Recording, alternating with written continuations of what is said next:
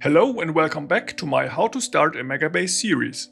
Today I'll showcase a powerful design for legendary iron plates that will also produce legendary gears and pipes. You can expect a combined output of 15,000 iron plates, 5,800 gears and 19,000 pipes per hour. Or, if you also recycle the gears and pipes, 23,000 iron plates. These numbers, however, come with a cost. The design requires a healthy amount of legendary items. But if you are following my series in order, you should already have access to all of that. However, it still uses recyclers of normal quality. This is because we don't yet have access to legendary inserters, and normal ones are simply too slow. But once you do have access to legendary inserters, you can reduce the quality module demand of this design by using fewer but legendary recyclers. Let me first explain the two quality loops behind this design and then build it step by step. Its first loop is based on casting underground pipes. We start in this top segment here by casting regular pipes from molten iron with quality modules and speed beacons. All normal quality pipes are dumped into lava and only higher quality ones kept. Those will then be used to cast underground pipes in this next block, also with quality modules. We then recycle the underground pipes, which not only returns pipes but also iron plates. The plates then enter this secondary loop that will turn some of them into gears and then into yellow transport bells, which we then feed back into the same recycler block. We extract legendary pipes here and legendary iron plates and gears over here. The design consumes 9,000 molten iron per second, so you'll probably need a few more legendary items to also set this up. For example, a design like this with 4 legendary foundries and 1 central speed beacon can produce 10,000 molten iron per second. I use it for the design here and will also add it as a second blueprint to the video description. But now let's build the design step by step. First, we need to cast iron pipes. So I'll place a legendary foundry here, set the recipe and also insert quality modules.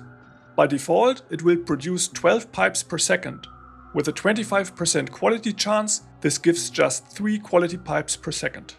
By the way, I get these numbers with a mod called Rate Calculator, which I highly recommend. Let's now add a beacon and first insert just a single speed module. The foundry now produces around 59 pipes per second, while the quality chance drops to 18.75%. But due to the much higher speed, this almost quadruples our yield of quality pipes to around 11 per second. And now let's try again with a second speed module. The foundry will then produce 105.8 pipes per second, but also lowers the quality chance again to just 12.5%. However, this will still yield even more quality pipes per second, 13.2. And since lava is basically free, we will use beacons with 2 modules despite the low quality chance. This high quality rate also means that the foundry will produce more than 90 normal quality pipes, which we will have to throw into the lava. Which leads us to our first logistical problem. How do we empty the foundry fast enough? Let's replicate this problem here, where we have lava. First, we need stack inserters for all different qualities of pipes. I add 1 inserter for normal quality pipes here, next to the lava. I then put 1 inserter for each higher quality here, next to a belt. If I now connect the input fluid, the foundry starts working. But we can immediately see that 1 inserter for normal quality is way too slow. So let's add a second one. Now it's faster, but the foundry still seems to stop too much. We seem to need a second inserter for green quality pipes as well. The foundry still stops a lot. I can frequently see the message output full at the top. Our problem is that each of the 100 pipes per second that we craft might be of different quality. This can block the output 100 times per second, unless we immediately remove the items from the output slot. Stack inserters pull the pipes instantly into their internal stack buffer, but whenever it needs to swing, the foundry gets blocked for a few ticks, and these ticks quickly add up. To analyze things further, I use the editor and speed the game up so I can monitor the 10-minute production rate. As of now, the production rate of normal quality pipes hovers at around 3,700 per minute. In theory, it should be able to reach around 5,500. So let's try with a third inserter. The production rate immediately jumps to around 4,900 per minute. Let's try fourth inserter. Again, the rate increases to around 5,200. And lastly, I add a fifth inserter. Now we can see the diminishing return definitively kicking in, but I think I can still see a minor improvement of another 100 pipes per minute. So with this inserter setup, we can reach around 95% efficiency, which is good enough. Any further increase would either overcomplicate things or require legendary stack inserters. Now that we have optimized our output inserters, let's continue with the build and place them accordingly. But wait, shouldn't the floor be lava? Yes, of course, the floor should be lava. But let me still build it here first. I will use hazard concrete to mark all tiles where we will later need lava. And to scale things up, I will copy the foundry 5 more times, with all of them sharing this now central beacon. I also leave a gap here for the molten iron that we need to pipe in. Let's also add the pipes for that just now. Molten iron will come from the left side, where my dedicated production unit will be located. And finally, I duplicate this whole block and also flip it vertically to reuse the fluid inputs here in the middle. Now that we know where we need lava, we can bring the factory to some sufficiently big lava lake, inconveniently far away from our base. Or we can be smart and bring the lava to the factory. First, let's copy the design, but hold down Shift while selecting it and activate Snap to Grid. Now the blueprint will automatically snap to its original location. Next, let's tear everything down, but leave the hazard concrete in place. Then we can use atomic bombs to crack open the brittle planetary crust upon which we ever so slightly float. No hazard concrete shall survive. We now can paste our design back at the exact same location as before and also cover any excess lava with foundation. Finally, I hide my radioactive sins under some concrete. This also makes the lava gaps look very pretty. And if you also want to produce the molten iron close by, you can repeat this here. Place your blueprint for molten iron, use hazard concrete to mark all tiles that need to be lava, and then send the hazard concrete to smithereens. Only make sure to tear things down in a sufficiently big radius and also keep distance. By the way, this also works on Aquilo if the locations of your offshore pumps are non-negotiable. Our topmost block is now complete. I also added the molten iron production right next to it. But before we hook this up, let's bring the belts with the quality pipes down. We need to cast underground pipes next. First, let's filter green quality pipes to this side. We need a total of 3 legendary foundries for the green quality underground pipes. Each foundry needs 3 input inserters, because each of them will consume up to 80 regular pipes per second, and we do not have legendary stack inserters yet. As for the output inserters, we can reuse the same configuration as above, but only need 1 inserter for green quality. On the other side here, I'll add 2 splitters, one for blue quality and one for purple quality. And I also add 2 more legendary foundries for the underground pipes and connect them to the molten iron. I can also get rid of some of the output inserters. Now let's bring the output belts together and also have them join with the incoming belt from above.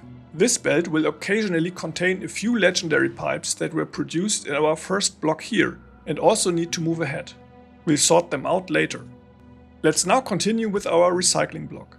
This block will not only recycle the underground pipes, but also the yellow belts of the secondary quality loop, as well as any excess legendary pipes and gears. So we need a total of 20 recyclers and 80 legendary quality modules. As mentioned before, you can reduce this number later once you have access to both legendary recyclers and legendary inserters. Because of the high throughput, all outputs need to be fully stacked. To achieve that, we have the recyclers first dump their outputs into chests.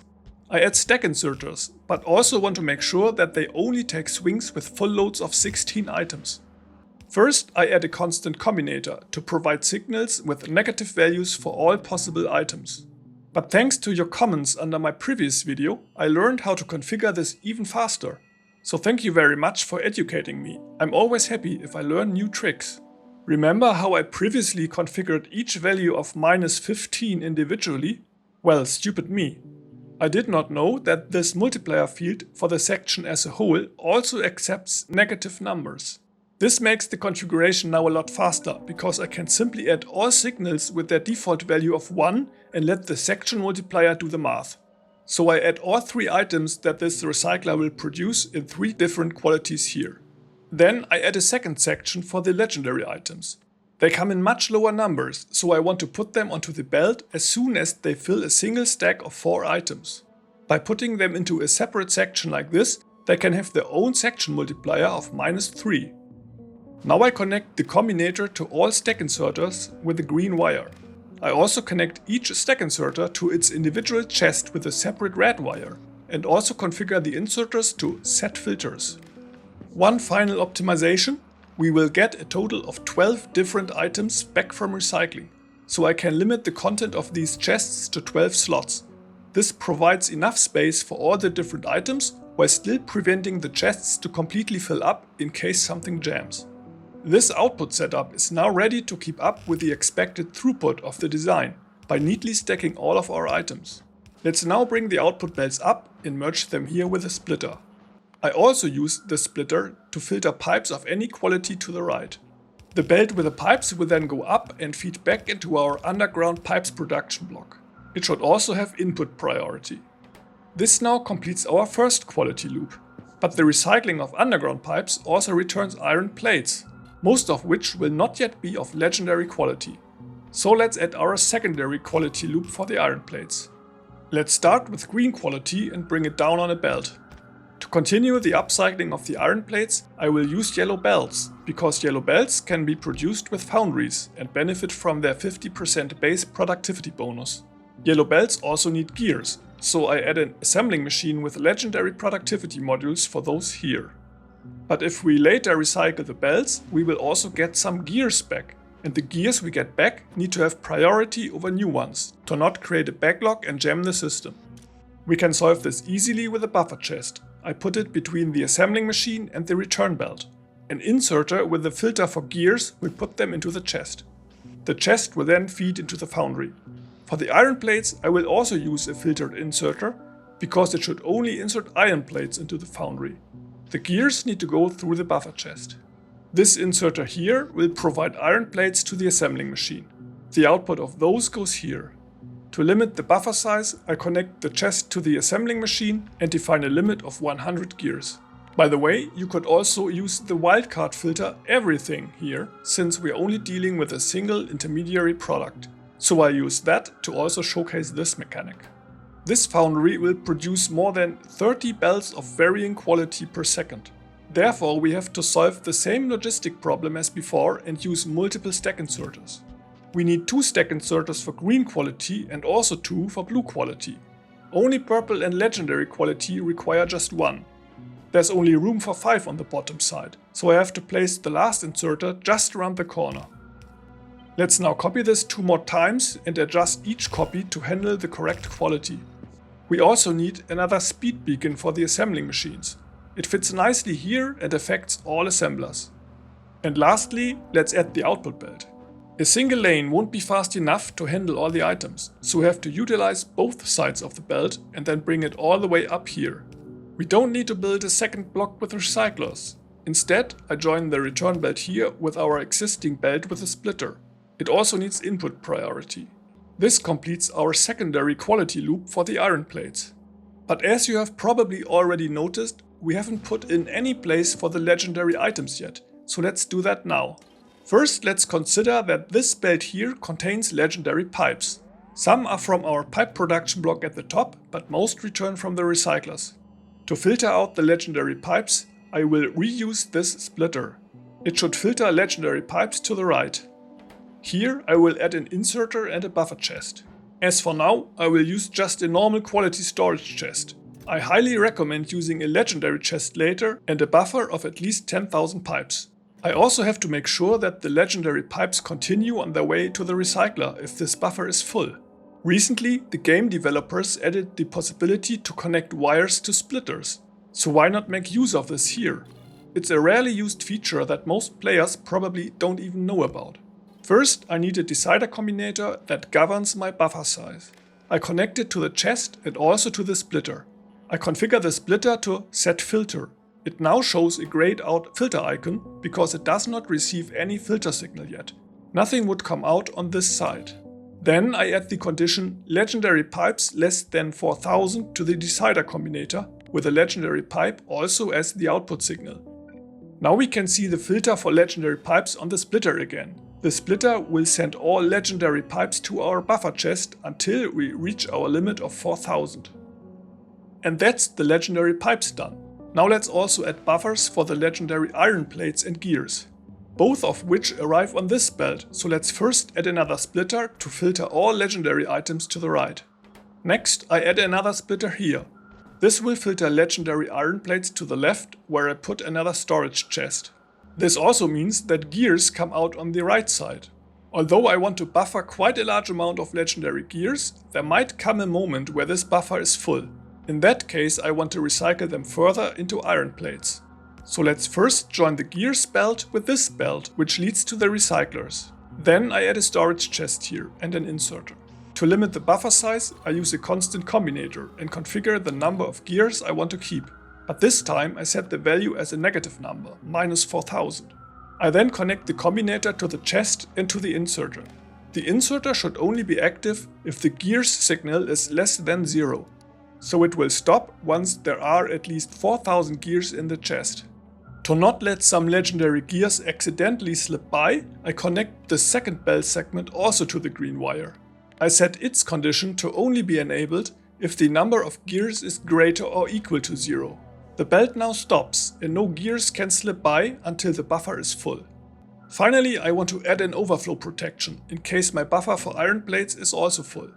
Remember, this upcycler will produce up to 23,000 iron plates per hour, so this tiny chest here will be full in little more than 12 minutes. And if it is full, our belts will back up all the way to the top. And sometimes these backlogs refuse to recover without manual intervention. So let's add a decider combinator here to monitor this stretch of belt. I enable read belt contents and hold all belts on the belt segment, and then add a condition to the combinator. If the number of legendary iron plates is greater or equal than 50, it should output a moon signal with a value of 1. I then connect the combinator's output to the substation and then to all foundries of our first production block. I configure the foundries to only be active if they do not receive this sleep signal. Before we address some final adjustments that we have to make, let's first finally connect the design to the molten iron and let it run for a bit.